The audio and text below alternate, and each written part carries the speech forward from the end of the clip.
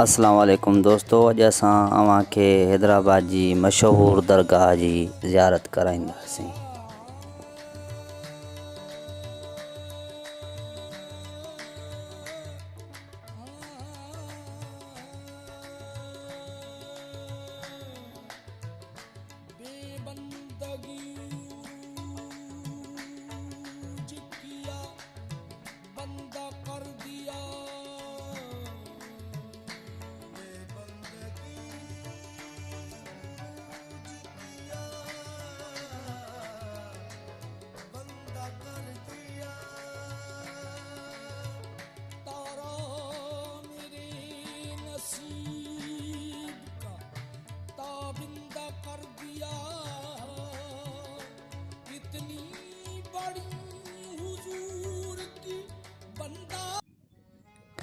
दोस्तों, फतेह चौक खां तक़रीबन 1 या 2 किलोमीटरनि जे पंध ते खिसाना नाले मोरी आहे।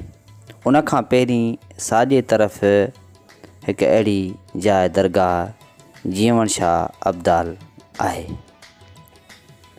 साॼे तरफ़ रोड खां थोरो ई कुझु ई पंध ते साॼे तरफ़ वाह जे बिल्कुलु कप ते साईं जिन जी दरगाह आहे, दरगाह जीवन शाह अब्दाल नाले, जिते शान बारी ताला जो नज़ारो ॾिसण वटां मिलंदो।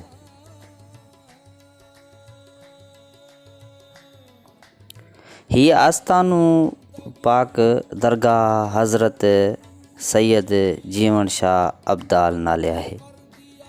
चवनि था त पाण पंहिंजे वक़्त जा आबिद, ज़ाहिद ऐं वॾा बुज़ुर्ग थी गुज़रिया आहिनि। संदन उर्स मुबारक वॾे अक़ीदत ऐं एतिराम सां मल्हायो वेंदो आहे ऐं संदन अक़ीदतमंद अची हाज़िरी ॾींदा आहिनि।